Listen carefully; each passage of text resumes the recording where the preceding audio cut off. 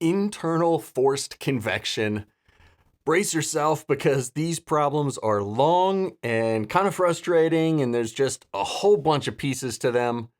But stick with me, I got you. I'll do my best throughout the problem to not just say what I'm doing, but why I'm doing it, sort of what I'm thinking each step along the way, so that you can make sure that you are approaching these sort of problems the right way. And because your problem will be different than this one, but as long as you know how to approach it, you'll be good. So for this problem, we've got air flowing through a pipe, and outside the pipe, there is water at just a constant 15 degrees Celsius. The air enters at 25 degrees Celsius, so it's going to be cooling as it goes through the pipe, and we want to find the outlet temperature.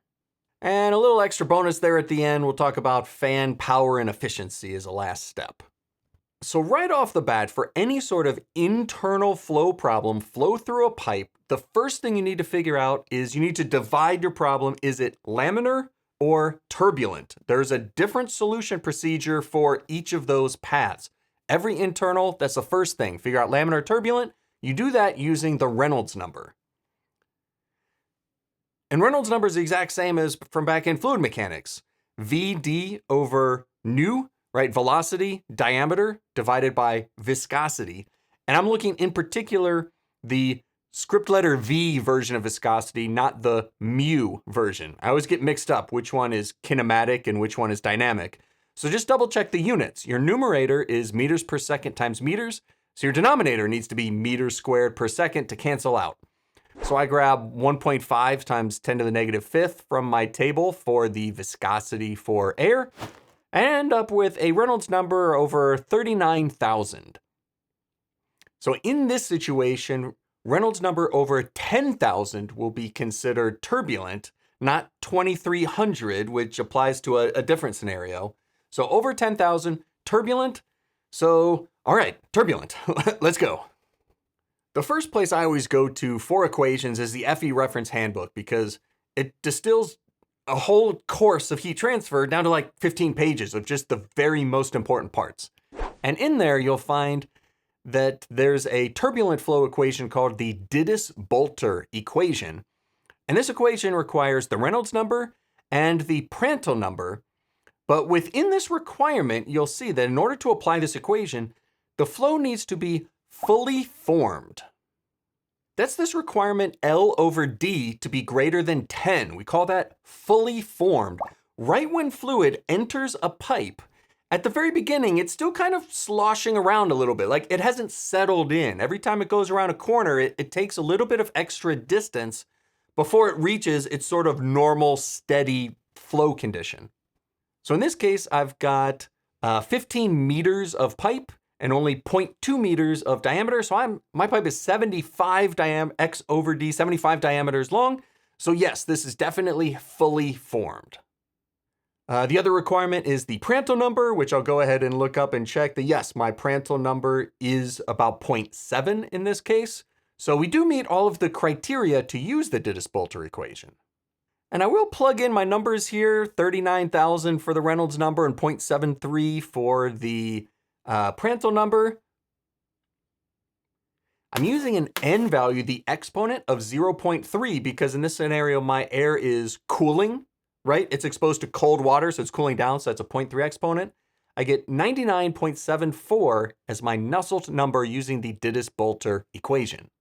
Now, if this is just a homework assignment, I'm probably just accepting this value and moving on and just going with it. Textbook said I can use this equation, so I use it. But the Dittus-Boelter equation is actually an old equation. There are newer, better equations. And so in your heat transfer textbook, you'll probably see a few paragraphs of text to explain why this kind of happened. So I'll put a couple paragraphs of text up here on the screen if you want to pause the video to read them to explain, but I will sum up as to say, convection is extraordinarily complicated. It's so hard that the equations are not based on first principles. All of our convection equations are based on experimental data. Scientists and engineers have done hundreds and thousands of experiments, and they come up with some curve that fits the data pretty good.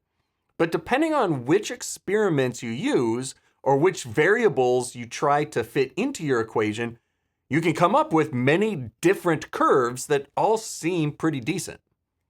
The Dittus-Boelter version is probably the most popular version you'll see in textbooks, but it really is outdated. So I'm going to go ahead and recalculate that using Gnielinski's equation, which still has the Reynolds number and Prandtl number as inputs, but it also incorporates a friction factor, and that's probably going to make this a little bit more accurate. Now, while I do like having a more accurate answer, I just can't bring myself to going back to the Moody diagram at this point to find a friction factor. It's just, my brain only has so much that I can give to any in particular homework problem. So I'm going to use an equation here for friction factor where I can just plug in Reynolds number and get an answer. Just right away, a little bit of plug and chug. I get 0.02212 as my friction factor, which I can then plug into this Nusselt number equation made by Gnielinski, sort of like Dittus-Boelter, but a little bit newer and better. I get a new, better Nusselt number of 89.2, which you can see is about 10% lower than the old Nusselt number. You may think, wow, these numbers are really far apart, 10%. In the grand scheme of convection, 10% is actually very close. It is pretty common in convection to get numbers that are 25 or 40% different using different equations based on different experiments. So 10% difference, it's actually kind of good, actually. All right, and so why did I even calculate the Nusselt number, right? I did it just because the FE reference manual said, hey, here's the equation for internal turbulent flow. But now what do I do with it? Well, if I'm trying to find temperature, I probably need some sort of heat equations, maybe. So using conservation of energy, I'm going to go with the amount of heat lost by the air is equal to the amount of heat gained by the water. Conservation of energy, lost by air, gained by water. Lost by air, m dot Cp delta T. Regular equation from back in like chemistry and thermo days. Gained by the water, HA delta T, the regular convection equation, Newton's law of cooling. So on the m dot Cp delta T side, the mass flow rate is rho AV, density, times cross-sectional area, times velocity.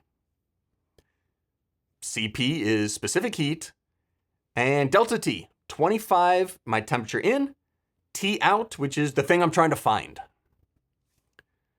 Over on the heat gained by the pipe, this is sort of where the Nusselt number is going to come into play, H. The definition of Nusselt number is HD over K.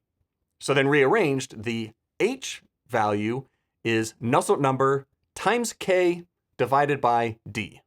And I wrote this upside down on my notes, so that's why hopefully there's some letters on the screen that don't look quite out of place. It's because I wrote them down wrong the first time.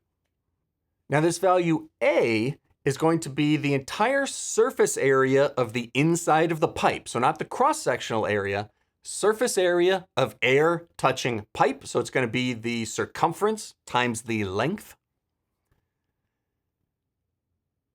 And delta T in Newton's law of cooling, in this case, I have to use the log mean temperature difference, delta T LMTD. Now, normally this would just be the temperature difference between the air and the water. And if both temperatures are constant, that's what it would be. But the air temperature is changing. So the air temperature is 25 at the inlet, so delta T would be like 10 degrees. But at the outlet, the air will have cooled down some. If the outlet's only 20 degrees, then the delta T at the outlet's only going to be 5. So delta T will decrease as you go through the pipe.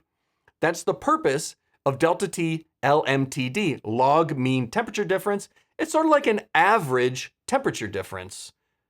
Yeah. So delta T LMTD is the temperature difference at the inlet minus temperature difference at the outlet, divided by a natural log with those same temperature differences. So the change in temperature at the inlet, like I said, is 25 minus 15 is 10 degrees. Change in temperature at the outlet, we don't actually know yet. The T out, that's going to be our final answer. So unfortunately, delta T LMTD is going to have an unknown inside of it. We can't actually calculate its value yet. after everything we've done so far, we are still going to have some really tedious algebra to get this finished, because this final answer that we're looking for, T out, is inside a natural log, inside a diameter. So let me actually write out a couple of steps of algebra here. So first thing, fortunately, there's 25 minus T out on both numerators on both sides. So I can actually cancel that out. So I used to have T out in two different places in this equation, but at least I've canceled them out now. So this natural log version, I'm just trying to isolate that by itself. If I can get this T out outside of the natural log, then I'll be on the right track to actually getting to a final answer here.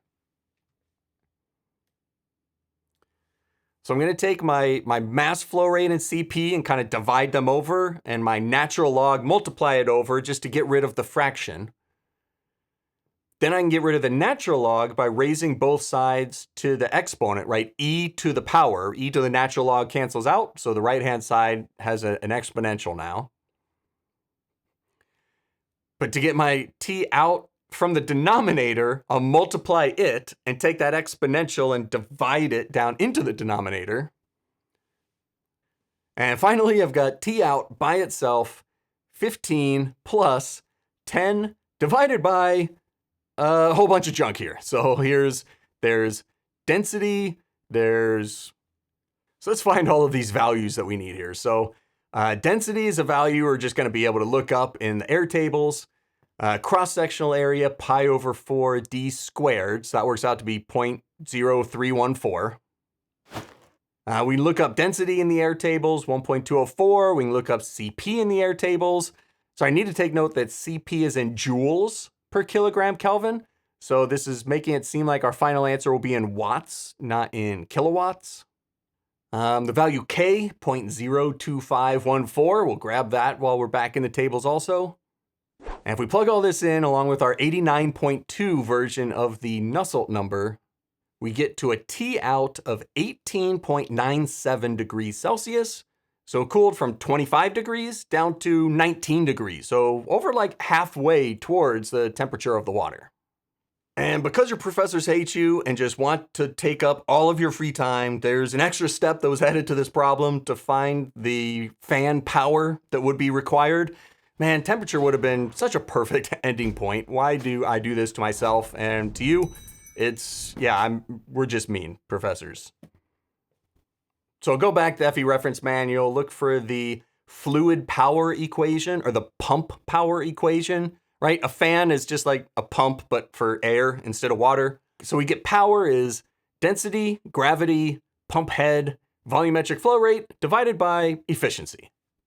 So this pump head is essentially just overcoming head loss, right, to friction. So this is the Darcy-Weisbach equation, F L over D V squared over 2G. Fortunately, we already have this value F. This was from the Filonenko equation, not the Moody diagram, but still just as good. I'm going to use it anyway. L over D, 15 over 0.2, V squared over 2G, and I'm 9.81 because this is metric units. So we've got head loss of 0.761 meters. My volumetric flow rate, cross-sectional area times velocity, 0.09425 meters cubed per second. And finally, plug all this in, double check my units. I want to make sure that this actually works out, and it does. We are in final units of watts. And so the power required by the fan to blow the air through the system, so it'll have 6-degree temperature drop, 1.54 watts.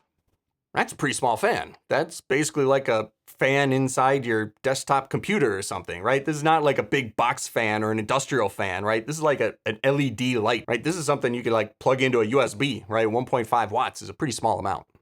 Now, there's no way that after a dense problem like this, you're interested in watching another heat transfer video right now. So up on the screen is my heat transfer playlist. Just click into it and bookmark the playlist. So the next time you're looking for homework help or getting ready to study for a test, you can just come back to your bookmarks, see my full playlist of heat transfer videos, and go to whichever one is right for you at the time.